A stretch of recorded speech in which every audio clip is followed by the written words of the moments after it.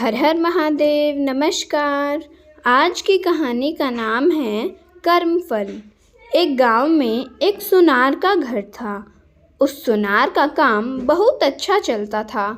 काम बढ़ाने के उद्देश्य से उसने एक दिन बहुत सारा सोना मंगवाया।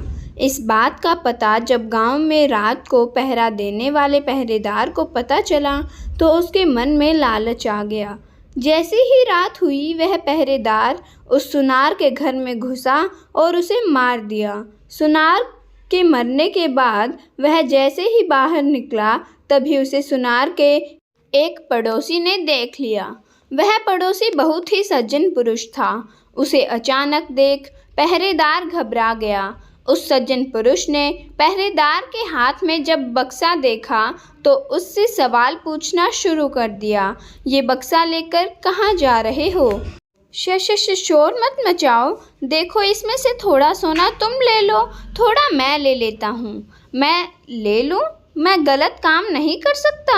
यह सुन पहरेदार ने उसे डराने के लहजे में उससे कहा, देख, मेरी बात मान जा, नहीं तो बहुत बुरा होगा। फिर मुझे दोष मत देना। धमकी देने पर भी जब वह सज्जन पुरुष न माना तो उस पहरेदार से जोर जोर से चिल्लाना शुरू कर दिया। जब सब लोग इकट्ठा हो गए तब वह सबको झूठी कहानी बताने लगा। ये आदमी सुनार के घर से यह बक्सा लेकर आ रहा है। मैंने इसे पकड़ लिया। जब सब लोगों ने सुनार के घर जाकर देखा तो सुनार मरा पड़ा था। पुलिस को बुलाया गया और पुलिस उस निर्दोष व्यक्ति को सुनार के कत्ल के इल्जाम में पकड़कर ले गई। मामला कोर्ट तक पहुंचा। उस आदमी ने जज के सामने बहुत कोशिश की कि खुद को निर्दोष साबित कर सके, लेकिन सारे सबूत और गवाह उसके खिलाफ थे। जैसे ही उसको फांसी की सज़ा हुई वैसे ही उसके मुंह से निकला, भगवान के दरबार में कोई न्याय नहीं है। जिसने मारा है उसे कोई सज़ा नहीं और जिसने कुछ भी नहीं किया उसे फांसी की सज़ा मिल गई। जज को उसके इन शब्दों से लगा कहीं उन्होंने फैसले में कोई गलती तो नहीं कर दी। जज ने सच का पता लगाने के लिए एक योजना बनाई। अगली सुबह एक आदमी रोता रोता जज के पास आया और बोला, सरकार, हमारे भाई की हत्या हो गई है, इसकी जांच होनी चाहिए। उस समय जज ने फांसी की सज़ा मिले व्यक्ति और उसके पहरेदार को उस मरे हुए व्यक्ति की लाश उठाकर लाने को कहा। जब दोनों दिए गए पते पर पहुंचे तो देखे कि खून से लथपथ लाश चारपाई के ऊपर पड़ी है और उस पर चादर डाली गई है। दोनों ने उस चारपाई को उठाया और चलने लगे। रास्ते में उस पहरेदार ने उस फांसी की सज़ा मिले व्यक्ति को कहा, अगर तुमने उस रात मेरा कहना मान लिया होता तो तुम्हें फांसी की सज़ा भी नहीं होती और सोना मिलता सो अलग। इस पर उस व्यक्ति ने जवाब दिया, मैंने तो सच का साथ दिया था, फिर भी मुझे फांसी हो गई। भगवान ने न्याय नहीं दिलाया मुझे। चलते चलते जब दोनों जज के सामने पहुँचे तो चारपाई पर पड़ी हुई लाश एकदम उठ गई। असल में वह लाश नहीं थी बल्कि जज द्वारा सच का पता लगाने के लिए गया एक सिपाही था। उस सिपाही ने उठकर सारी सच्चाई जज को बता दी। जज सच्चाई सुनकर बहुत हैरान हुए। पहरेदार को कैद कर लिया गया।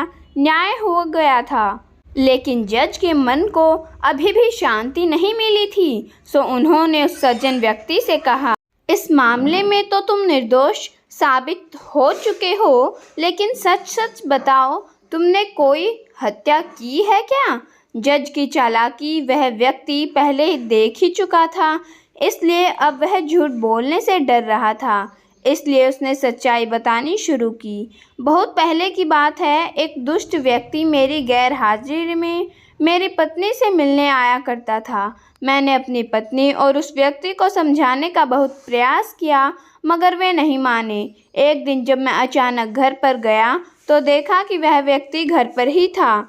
मुझे बहुत गुस्सा आया। मैंने तलवार से उसे मार दिया और घर के पीछे बहती नदी में उसकी लाश फेंक दी। इस बारे में कभी किसी को कुछ भी नहीं पता चला। जज ने कहा, मैं भी यही सोच रहा था कि मैंने कभी कोई गलत काम नहीं किया, न ही किसी से रिश्वत ली, फिर मेरे हाथ से ये गलत फैसले हुए कैसे? खैर, अब तुम्हें अपने कर्मों का फल तो भोगना ही होगा। पहरेदार के साथ अब तुम्हें भी फांसी होगी। तो दोस्तों की ये बात तो सच ही है कि कर्मों का फल भले ही देर से मिले, लेकिन मिलता ज़रूर है। फल कैसा होगा यह इस बात पर निर्भर करता है कि आपके कर्म कैसे थे। आप अपने बुरे कर्मों का फल अच्छे कर्म करके टाल नहीं सकते। जैसा कि उस व्यक्ति ने पहरेदार को रोककर अच्छा कर्म करना चाहा, लेकिन उस अच्छे कर्म के कारण उसके बुरे कर्म नहीं भुलाए जाएंगे, इसलिए उसे उसके पुराने कर्मों की सज़ा मिली। भले ही देर से मिली, लेकिन मिली। यदि आपको यह कहानी अच्छी लगी तो चैनल को सब्सक्राइब अवश्य करें। धन्यवाद।